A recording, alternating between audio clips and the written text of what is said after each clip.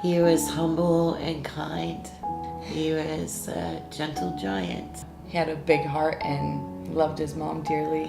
He'd do anything for you. I think he proved that.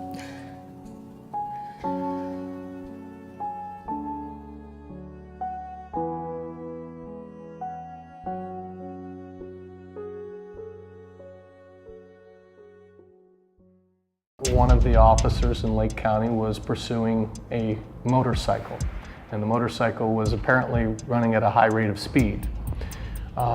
His commander called him off the chase. For reasons that have never been identified, they decided, two different patrol officers, to go through the parking area of the apartment complex where Andrew Scott resided.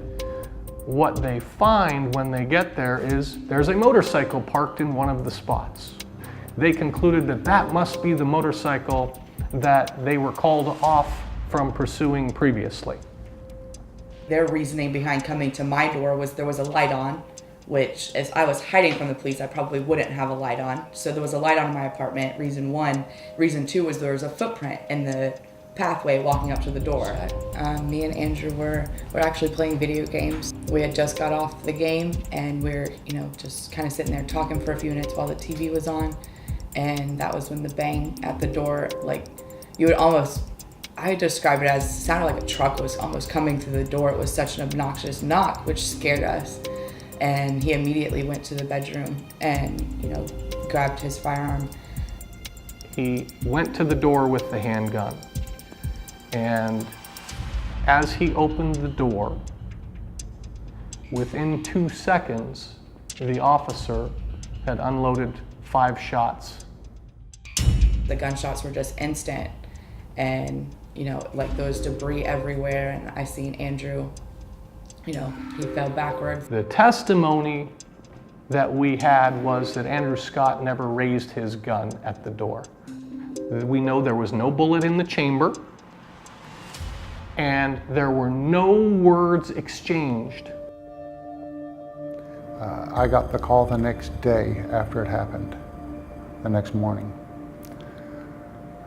I spoke with his mother, and I told her immediately, this isn't right. We need to speak to someone. We took this case because we believed what was done to Mr. Scott was an absolute violation of the constitutional rights that he has as a United States citizen. During the process of the lawsuit, they filed a motion for summary judgment. The court granted that motion for summary judgment with a 58-page opinion. And the key portion in my mind of that opinion was the court concluded that because Mr. Scott brought a handgun to the door, that was justification for the officer to begin shooting. The court viewed this as a knock and talk, and they viewed it from the point of the officer in the sheriff's office that they had qualified immunity. I have worked in law enforcement and corrections for 25 years now. My understanding is the qualified immunity is basically meaning this was just part of our job. And this was not just part of their job. This was something that was orchestrated and instigated by them, by the law enforcement officers, by Lake County Sheriff's Office. We went to the 11th Circuit Court of Appeals, and we continued to fight. There were 11th Circuit judges that did hear it en banc, and the opinion was 7-4, upholding the lower court's opinion.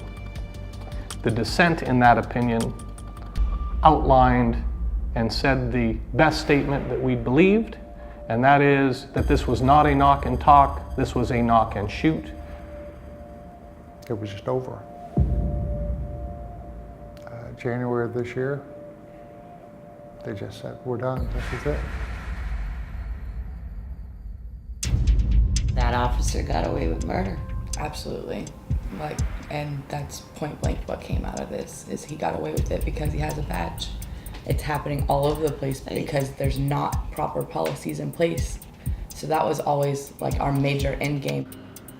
I don't want to see this happen to anyone else. I don't want anyone to have to bury their child. Or it's just not right.